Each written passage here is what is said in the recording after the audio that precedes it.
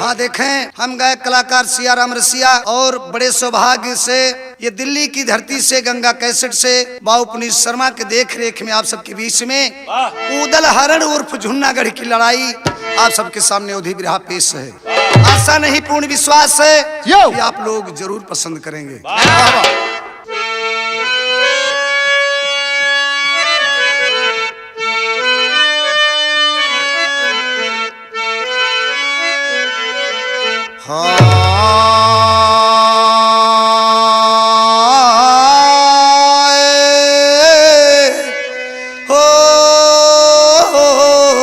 भोले बाबा जोगिया हो राम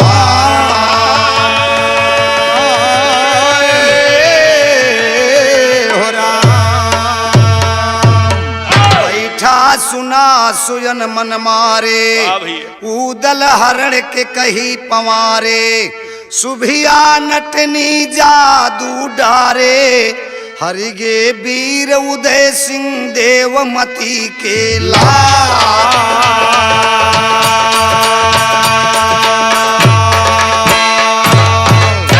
देवमती के लाल हरिगे ना लागा कछु पैया देवमती के लाल हरिगे ना लागा कछु पैया आल्हा खंड कहे दंगल माँ बैठ जाओ सब सुनवैया जैसे हरण हुआ वो दल के भाग सरस्वती मैया झारखंड के अंदर मायक झुन्नागढ़ बाटे भैया नटियो नटिन बसाए झुन्ना में करे कला से कामैया लड़ना भिड़ना जातो टोला सब कुछ दीना गोसैया सुभिया नटिन रहे झुन्ना कै सुन लाओ कै सुन रैया गोरा बदन मदन रसमाती जूमय हाथी की नैया चंचल चाल गाल कुनरू यस पातर वो कर कहिया पातर कमर चमारी यस डोल ठुमुक ठुमुक चलती पातर कमर चमारी यस डोल ठुमुक ठुमुक चलती भुइया पातर कमर चमारी यस डोल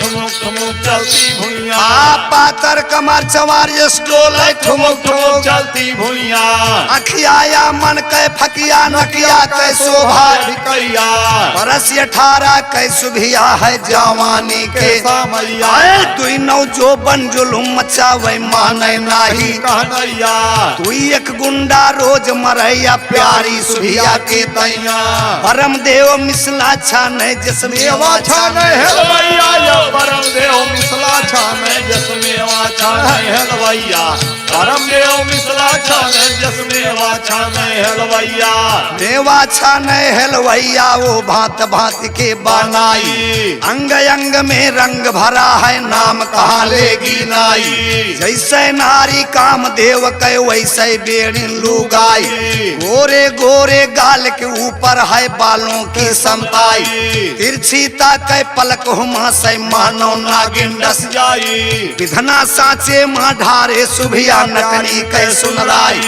बीत महीना गए जाड़ा कै गर्मी हल्का गायाई नटुआ लोग लाज कै डेरा चारे वरिया का जाय सुभिया अपन डेरा लैके मोहबा गढ़ का ए बाबूजी उदल के सुंदरता उदल के वीरता को सुन करके बाबूजी सुभिया नटनी झुन्नागढ़ के रहे वाली बाबूजी ओकरे मन मचल जात बा की बिना उदल के देख जियरा में चैन अपन डेरा साथ सज्जा सजाए के बाबूजी जाए के महोबा में खेमा अपन गिरा देत बा बिरहा के भाव बदल जात बा श्री सहदेव कचेला कहता अरे जुटी महोबा मायाई है और नाई डेरा अपन बागों में नटिनिया नाई डेरा अपन बागों में नटिनिया नाई डेरा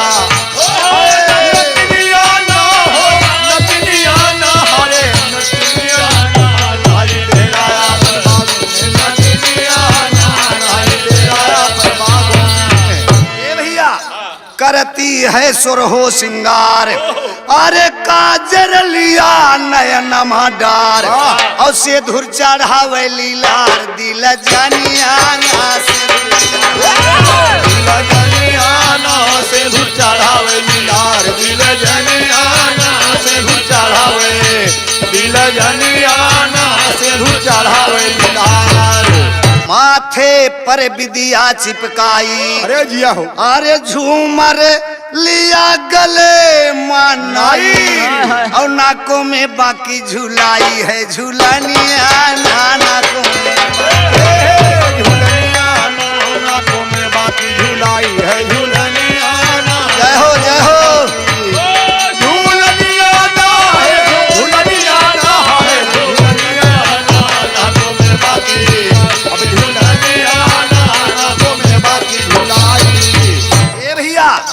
दई के ओठ के ऊपर लाली हाय हाय दई के ओठ के ऊपर लाली हरे दुनो कान में पहिरे बाली और गालों पैसो है निराली गल चुमिया ना गालों पैसो है गल चुमिया ना गालो पैसो है निराली गल चुमिया ना गालो पैसो है गला चुमिया गला चुमिया ना गला चुमिया ना गालो पैसो है निराली गल चुमिया ना गालो पैसो है निराली सुंदर सूरत खूब निखारी अरे ये नालके केस सवारी और चोटी झूले जैसे अरे चोटी झूले जैसे कारी नगिनिया ना चोटी झूले जैसे चोटी झूले जैसे कारी नगिनिया ना चोटी झूले जैसे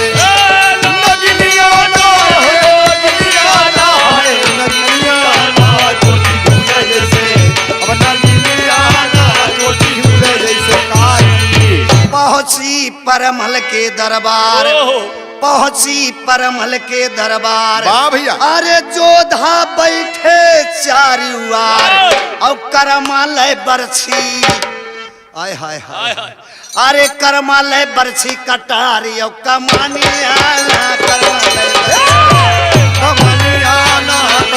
बरछी कटारी और कमानिया करमालय बरछी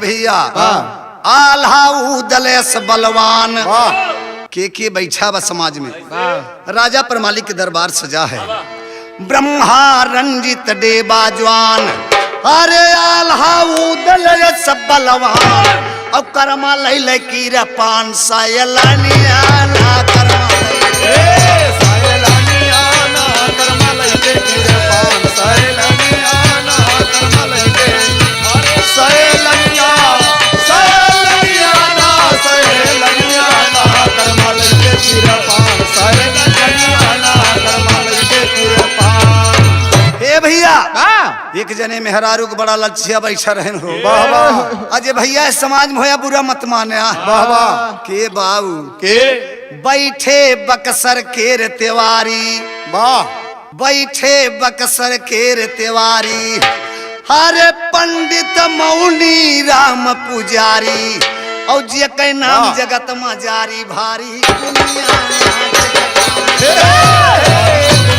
नाम जगत में जारी भारी दुनिया ना ये नाम दुनिया ना ये दुनिया ना हाय दुनिया ना ये नाम जगत में जारी भारी दुनिया ना ये नाम जगत में जारी ए भैया सुभिया वही समय मायाई हरे बंगला पीछे नाच दे और लई गए सब ही का हाय हाय हाय ए भैया हरे लई गए सब ही का रिझायू मोहनिया ना लई गए सब मोहनिया ना लई गए सब ही का रिझायू मोहनिया ना लई गए सब ही का मोहनिया ना लई गए सब ही का रिझायू मोहनिया ना मोहनिया ना मोहनिया ना लई गए सब ही का मोहनिया ना लई गए सब ही का रिझायू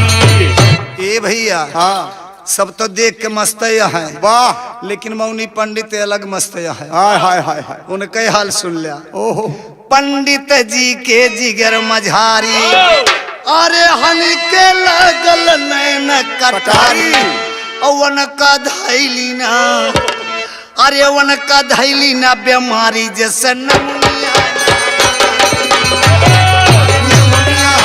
उनका धैली ना बीमारी जैसे नमुनिया उनका धैली ना निमोनिया ना निमोनिया ना निमोनिया ना उनका धैली ना जैसे निमोनिया ना उनका धैली ना बीमारी।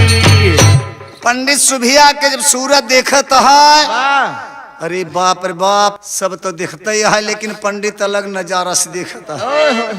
बिरहा में क्लाइन तर्ज लग हो और वह तर्जबा कि फेंक देले थारिया,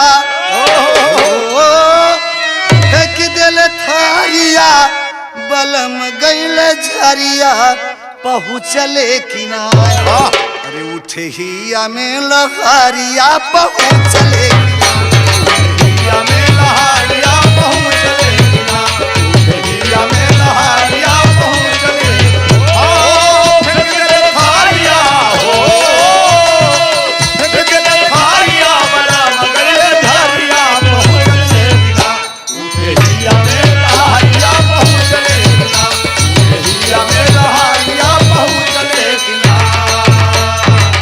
ए बाबूजी यार पंडित जी देखत हैं कि तोड़ी के कमारिया, अरे लिया हो उना चली गुजारिया धड़क गई, अरे तोड़ी के कमारिया उना चली गुजारिया धड़क गई ना, मौनी पंडित के जिकारिया धड़क गई, मौनी पंडित के जिकारिया धड़क गई ना पंडित के जिकारिया धड़क गई हाँ तोरी के मारिया हो तोरी के मारिया उना चली गुजरिया धड़क गई ना मौनी पंडित के जिकारिया धड़क गई ना मौनी पंडित के जिकारिया धड़क गई ना। तनी सुंदरता है और सुन लिया कि गोरे गोरे गलवा पे काले काले बाल बा और चढ़ली जवानी लाल लाल बा, हरे मारी के नजरिया, मारी के नजरिया चलावली कटारिया धड़ा की गईल ना, अरे मौनी पंडित के जिकारिया धड़ा के जिगारिया धड़ा की गईल ना पंडित के जिगारिया धड़ा की गईल अरे तोरी का कमारिया हो तोरी का कमारिया ना चली गुजरिया धड़ा की गईल ना मौनी पंडित के जिगारिया धड़ा की गईल ना मौनी पंडित के जिगारिया धड़ा की गईल ना।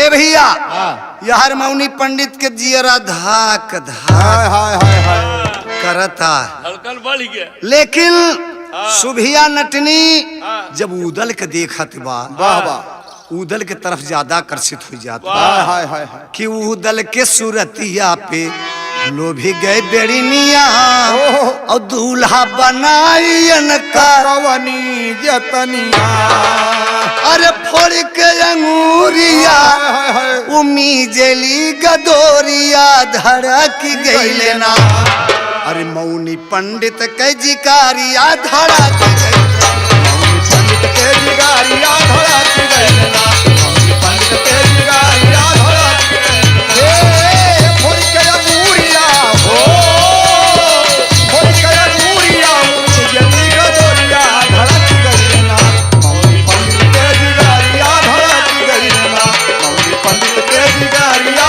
धड़ा की गई ना। समय बीत गए शाम का वक्त बा, सुभिया की हल बंद नचिया गनवा ठाकुर पर मालिक दिए हीरा यो रतनवा किलई के मोहरिया चलली बहुरिया धड़क गईले ना, और पहुँची डेरा के मझारिया धड़क गईले, पहुँची डेरा के मझारिया धड़क गई ना पहुँची डेरा के मझारिया धड़क गई ना अरे लइक बुहारिया हो लइक बुहारिया चलनी बहुरिया धड़क गई ना पहुँची डेरा के मझारिया धड़क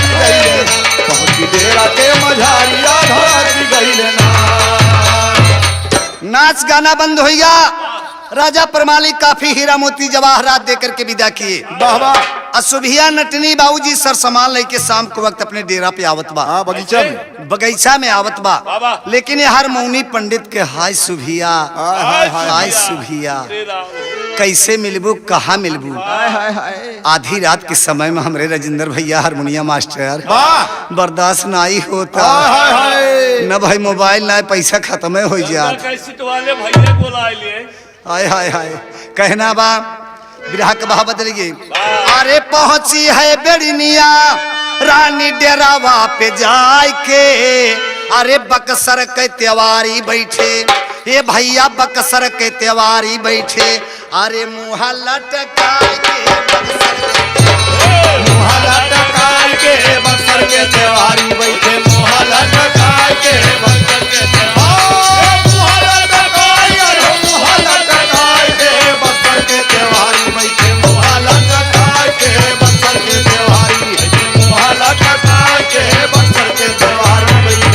हारमोनिया मास्टर जिन रोवा।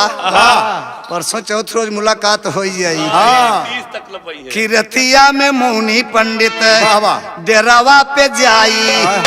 और सोवत रहल सुभिया पंडित खोरी के जगाई। उठा अरे भागी अइलू प्यारी हमसे अखिया लड़ाई के। और बक्सर के त्योहारी बैठे। अरे मुँह लटका के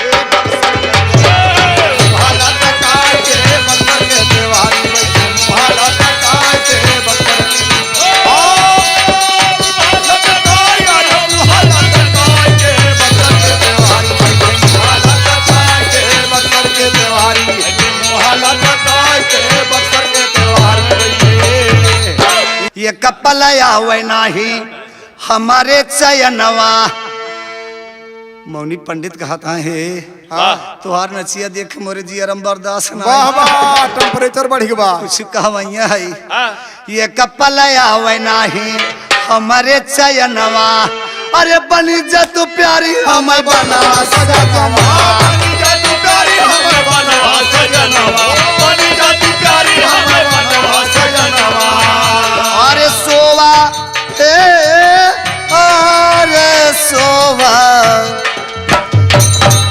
अरे सोवा संग से जरिया पे गरवा लगाए के बक्सर के त्योहारी बैठे। बक्सर के त्योहारी बैठे मुँह लटकाए के बक्सर के। अरे मुँह लटकाए के बक्सर के त्योहारी।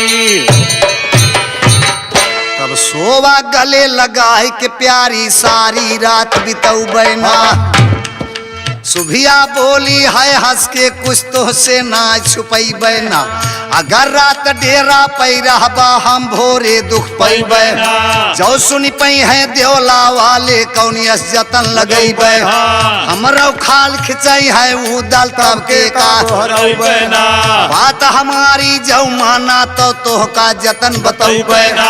जेठ दशहरा के मेला माँ डेरा लैके साथे लाया ऊ दल का हम उनका कैद करऊ बैना। निधरक होई के प्यार किया हम खूब मजा बैना। परम देव कहते पंचो हम उदल हरण सुनऊ बे। हरिगे वीर उदय सिंह देव मती के।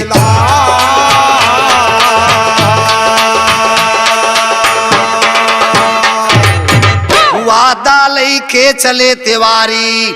सुबिया बेड़िन से मौनी पंडित कहा था एक बार इच्छी के हमरो मनसा दशा पूर्ण कई दे। वाह वाह। सुबिया बेड़िन कहत एक बात जान लिया। अगर देवला पुत्र यानी देवला पुत्र उदल कहूँ सुन पई है तो हमारे पीठी पे चमाड़ा न रह जाए। ये नाते हमार बात मान लिया। जेठ दशहरा में गढ़बिठूर के मेला लागे वही उदल कलई के आया। उदल का हम कैद कई के अपने जादू से उन्हें कैद कैले हमार तुहार रास्ता क्लियर हो जाए। और तब निधरक से प्रेम मोहब्बत कई वादा ले ले मौनी पंडित के। ठीक भाई हमार वादा बा कि गढ़बिठूर उदल के लेके आई। तो वादा लेके चले तिवारी पहुँचे मोहबा केर मझारी। सुभिया डेरा दिया उखारी, वाह। नारी झुन्ना गढ़ में पहुंची तत्काल।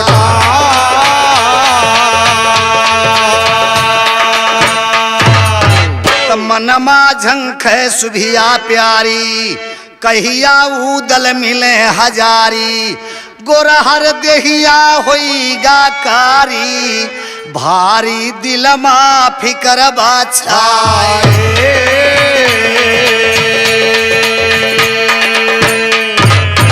अब भारी फिकर छाईगा दिलमा, सोच रहा सुभिया प्यारी। भारी फिकर छाईगा दिलमा, सोच रहा सुभिया प्यारी। कहिया भेंट होए उदल से कटे हमारो बीमारी, चैत और बैसाख बीतिगा जेठ महीना भाजारी। गरीब ठूर पर मेला लागे गंगा सागर की यारी। उदल से मिलने की तैया सुभिया कीनो तैयारी। डेरा दिया लगाए जाए के गरीब ठूर के माझारी। आगे हाल कहा मोहबा के बैठ जाओ सब नर नारी। आगे हाल कहा मोहबा के बैठ जाओ सब नर नारी। आगे हाल कहा मोहबा के बैठ जाओ सब नर नारी। आगे हाल कहा मोहबा के बैठ जाओ सब नर नारी।